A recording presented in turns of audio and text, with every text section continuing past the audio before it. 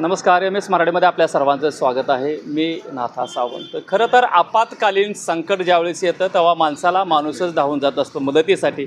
आणि माढा तालुक्यामध्ये ज्या सीना नदीला पूर आला त्यामुळं सगळे अहंकार माजला, संसार वाहून गेले, गुरंढोरं वाहून गेले, सगळं काही ते परिस्थिती. परंतु याला सावरण्यासाठी खरं तर माणसानेच पुढं आलं पाहिजे आणि माणसानेच मदतीचं एक हात दिला पाहिजे. असंच माढा तालुक्यातील फुटजळगाव आहे.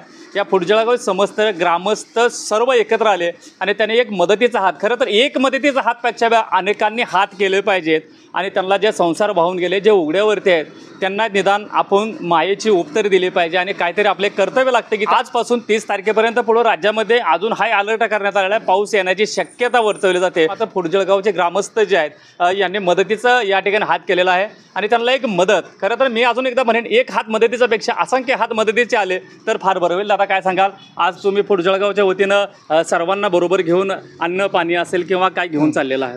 आज माढा तालुक्यात भयंकर असा दुष्काळ स्थिती निर्माण झालेली आहे. त्यामुळं लोकांना जेवढे मदत करून त्या पद्धतीने आम्ही फुटजळगाव ग्रामस्थांच्या वतीने बाहेरच्या लोकांना आवाहन करून त्यांचाही मदतीचा हात, पूरग्रस्तांना मदतीचा हात धावलेले आहेत. त्यासाठी आम्ही फुलाची पाकळी म्हणून आपण खाऊ वाटप असे पूरग्रस्तांना आम्ही सोपवण्याचे काम करत आहोत. साधारण किती काय काय घेतलेलं आहे? आणि 1000 चिवडा पाकिट, परत 25 बॉक्स पार्ले बॉक्स, नंतर उपवासाचे काही पदार्थ, नंतर केळी, परत भाकरी, ठेचा, मिरचू, असं बरेच म्हणजे लोकवर्गणीतून सर्व लोकवर्गणीतून मदत केलेली आहे. एकट्याचं कोणाचं श्रेय नाही आणि महिला बचत गटाकडून सुद्धा भरपूर खाऊ आलेला आहे. तर हे घेऊन तुम्ही आता कुठले? हे घेऊन आम्ही आता उंदरगाव साईडला जात आहे. उंदरगाव साईडला ग्रामसेवक शेख सुद्धा आपल्यासोबत आहे. भाऊसाहेब काय सांगाल, एक आदर्श घेण्यासारखं आहे आपलं गाव मदतीसाठी एकवटलं आहे? आमच्या गावाला आम्ही आव्हान केलं आणि गावाने एकत्र अहोरात्र चिवड्या बनवण्यासाठी प्रयत्न करून आणि गावाने चिवडा रात्री बनवून आज सकाळी आम्ही पॅकेट बनवून घेऊन चाललो आहे गावांसाठी. जे गावाला जास्त पूरग्रस्त आहे त्या गावांसाठी मदत करणार आहेत आम्ही.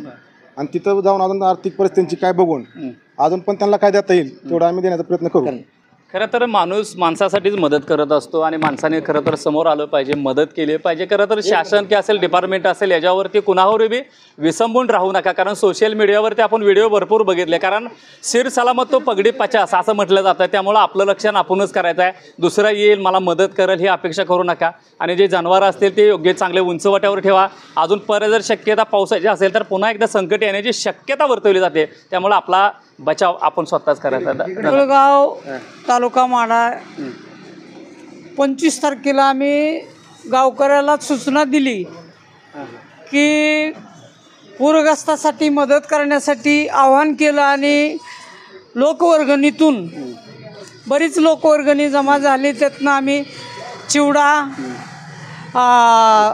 उपासाचे पदार्थ, केळी, पाण्याची बॉटल, बिस्किट पुडं, टचणी आणि प्रत्येक घरातनं 5 भाकऱ्या आणि मिरचू ठेसा करून पूरग्रस्तासाठी आज घेऊन चाललेलो आहे. खरं तर अशी वेळ कोणावरती येऊ नये. दुश्मन जर असला तर दुश्मनावरती वेळ येऊ नये. कारण नदीचं पाणी इतका महाभयंकर होतं, सगळीकडे हाहाकार माजला. परंतु मदतीचा हात आपण त्यांना गेला पाहिजे आणि मदत ही त्यांच्यापर्यंत 100% पोचली पाहिजे. कोण म्हणणार? काय सांगाल सर की आज तुम्ही खेडेगाव आहे, साधारण हायवेवरती असणारं फुटजळगाव, एक मदतीचा हात? आमचं फुटजळगाव अगदी छोटंसं आहे आणि या गावामध्ये ज्यावेळेस माढा तालुक्या आणि परिसरामध्ये ही पावसाच्या पूर परिस्थितीमुळे निर्माण झाली आणि अनेक लोकांचे पुरामध्ये प्रपंच वाहून गेले. त्यामध्ये 2 दिवसापूर्वीच आमचे ग्रामसेवक शेख भाऊसाहेब यांनी आवाहन केलं की एक हात मदतीचं आपण करूया. आणि एक मेसेज व्हॉट्सअपवर टाकल्यानंतर या ठिकाणी हजारो हात या ठिकाणी एकत्र आले आणि त्यांनी लोकवर्गणीतून हजारो रक्कम 4 तासामध्ये त्या ठिकाणी जमा झाली. आणि काल 4 वाजल्यापासून या मदतीचा ओघ सुरू झाला आणि त्यामध्ये लोकांनी, सर्व तरुण मंदिरामध्ये एका ठिकाणी आले.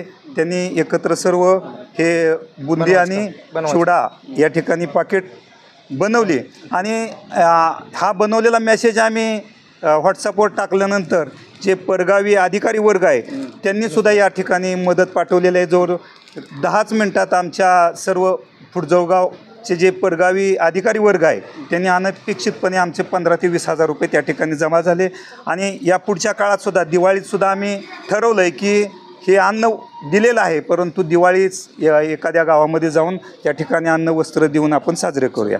सगळे मदत घेऊन चाला, तर इतर लोकांना आपण काय आव्हान करणार आहे मदतीसाठी? सर्वप्रथम मी फुटजळगाव नागरिकांचं कौतुक करतो, कारण की एक 2-3 जणांनीच फक्त हे केलं, चर्चा केली आणि कुठलाही म्हणजे कुणालाही वैयक्तिक कॉल न करता अनपेक्षितपणे सगळ्यांची वर्गणी एकदम सगळ्याच्या एखाद्याच्या नंबरला सगळी एकत्र झाली. अधिकारी लोकांनी आमच्या गावामध्ये सगळ्यांनी वर्गणी पाठवून दिली. तरी आम्ही आता सध्या एक थोडी जिथं एक गाडी आहे ते भरून घेऊन चाललेलो आहे. आणि ह्यानंतरही आम्ही अन्न वस्त्र अशा काही गोष्टी तिथं गेल्यानंतर तिथली परिस्थिती समजून जी तिथे काय कमतरता आहे त्या लोकांना चर्चा करून आम्ही इथूनही परत हे जे घेऊन चाललेलं तर आहेच, नंतर हे तिथल्या लोकांची चर्चा केल्यानंतर त्यांनी जे लोक सांगतील ते लोकांना विचारात घेऊन आम्ही आणखीनही मदत करणार आहे.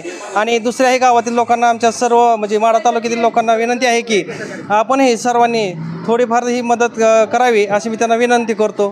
फुटजळगाव तालुका माढा ग्रामस्थांपर्यंत एक हात मदतीचा. आपणही काय मदत करताय, आपणही नक्की मदत करा.